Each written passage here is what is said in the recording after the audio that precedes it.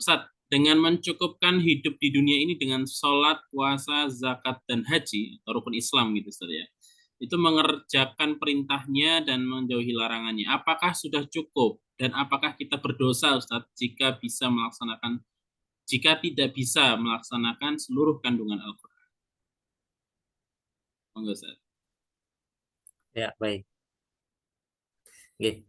Eh, sangat jelas nggih tadi di Quran surat Adzariyat 56, wa ma khalaqtal jinna wal insa illa liya'budun.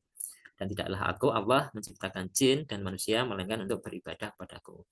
Memang nanti ada ya apa dulu kalau kita gambarkan Islam itu kan mengatur manusia yang katanya dengan hablum minallah, hablum minan nafs, diri sendiri dan hablum minan nas. Kalau ini poin-poin sholat, puasa, zakat, haji ini masuk di ranah hablum minallah, gitu ya. Nah, mengerjakan perintah dan menjauhi larangan ini maka pentingnya kan ini apa saja itu ya, apa saja perintah dari Allah itu, lalu apa saja larangan-larangan Allah, gitu kan. Ini kan kalau kita mungkin setiap Jumat ya, ketika kita datang ke masjid Jumatan, pasti ada seruan untuk takwa. Karena itu menjadi rukun khutbah ya, wasiat takwa itu menjadi rukun khutbah. Nah, sering kita dengar menjauhi mengerjakan semua perintahnya dan menjauhi semua larangannya. Tahu nggak semua perintah dan semua larangan itu?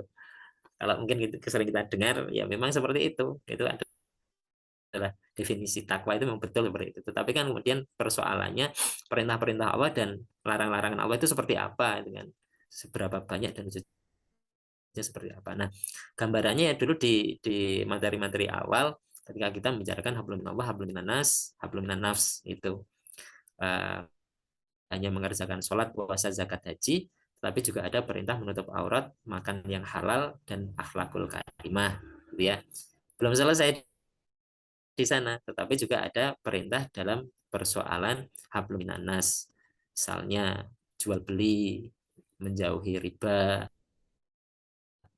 terus kemudian menikah bukan berzina, terus menegakkan hukum-hukum Allah, sanksi-sanksi yang sudah jelas di dalam Al-Quran dan seterusnya. Nah, seperti itu. Jadi inilah yang kemudian kewajiban kita untuk satu tahu apa saja perintah dan larangan-larangan Allah itu. Perintah ada yang wajib, ada yang sunnah. Larangan ada yang haram, ada yang makruh. Kalau perintah wajib, dosa kalau tidak dilaksanakan. Kalau perintah sunnah dilaksanakan berpahala, nggak dilaksanakan tidak apa-apa. Jadi apakah berdosa jika tidak melaksanakan seluruh kandungan Al-Quran? Yang mana dulu kalau yang wajib ya dosa. Kalau yang sunnah ya tidak berdosa kalau tidak dilaksanakan. Larangan haram, riba haram jelas, gitu kan. Kemudian ada larangan yang hukumnya makruh. Kalau ditinggalkan berpahala, kalau dilaksanakan tidak apa-apa, tidak berdosa. Nah, seperti itu. Nah, maka kemudian satu tadi kita wajib tahu mana larangan, mana kemudian yang merupakan perintah. Nah, untuk bisa tahu bagaimana ya kita harus pakai helikopter view dulu saya katakan. Pakai helikopter view. Kita ini terbang tinggi sehingga bisa melihat bumi itu betul-betul bulat. Nah, kita harus belajar Islam secara kafah. Cakupan-cakupan syariat itu apa saja. Oh, ternyata memang betul. Syariat ini tidak hanya tentang sholat, tentang puasa, tentang zakat, tentang haji, tetapi ada syariat tentang misalnya tentang pernikahan, menikah itu syarat-syaratnya apa, rukun-rukunnya apa. Ada syariat tentang nafkah, ada syariat tentang zakat, ada syariat tentang misalnya waris dan seterusnya.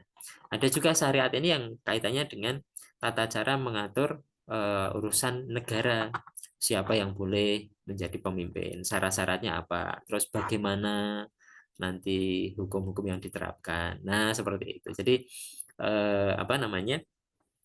Ketika kita ini ingin mengerjakan perintah dan menjauhi larangan, kita harus tahu cakupan-cakupan syariat itu seperti apa. Nah, juga kemudian kalau di dalam Al-Qur'an itu ada seruan yang sifatnya kepada individu, misalnya sholat itu ya, aqimis sholah wa atuz zakat, itu kan seruan yang diperintahkan oleh Allah kepada individu, maka harus kita laksanakan. Menutup aurat itu juga sama, kita laksanakan. Jual beli, nah, maka jual beli yang amanah, biar nanti berkah dan seterusnya, ya. Nggak boleh yang ada akad-akad riba dan seterusnya. Nah, berbeda dengan nanti di dalam Al-Quran misalnya ada seruan cambuk atau potong tangan itu ya. Ada atau kemarin yang kita diskusikan itu. Nah, seruan itu, perintah itu bukan untuk individu tetapi untuk yang mempunyai wewenang, siapa ya, negara.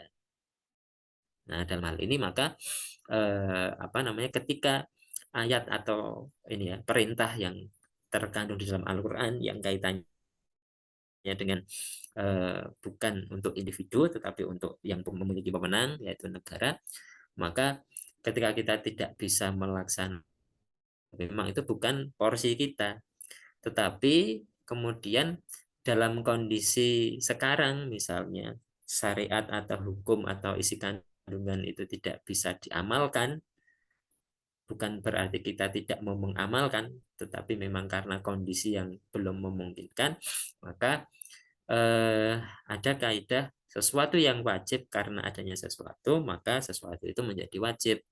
Nah, yang menerapkan syariat Islam secara kafah dalam hal ini adalah apa namanya, di level pemangku kebijakan ya. Nah, maka harus ada upaya ke sana seperti itu.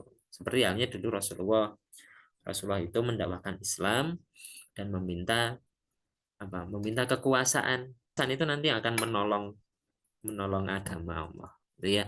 Nah, jadi itu juga bagian dari melaksanakan perintah Allah gitu. Nanti dilihat dulu cakupan-cakupan apa namanya, ini pelaksanaan syariat atau perintah. Betul apa yang ditanyakan oleh Mas Hasmar Amal ini. Kita ini jangan hanya mencukupkan diri kita ini hanya apa namanya, sholat, puasa, zakat, haji, amal-amal sunnah yang lain gitu ya. Tetapi betul-betul kita ini mengikatkan diri kita kepada syariat Allah. Menghambakan ini kan maksudnya tunduk, patuh, taat pada seluruh perintah Allah. Jangan seperti prasmanan, ada yang suka nggak diambil terhadap syariat Allah, jangan seperti itu. Oh ini cocok buat saya, oh ini enak buat saya, tetapi yang ini kok kelihatannya kok ngeri, oh yang ini kok kayaknya nanti kalau saya ngelakuin ini dicap radikal atau yang lain. Jangan ya. Ya kita ambil semua apa yang diperintahkan Allah, kita ambil, apa yang dilarang oleh Allah kita tinggalkan. Nanti mungkin gambarannya nanti ketika mungkin kita membahas tentang syariat ya nanti akan tergambar. Mungkin itu yang ditanyakan, mudah-mudahan bisa memberikan gambaran.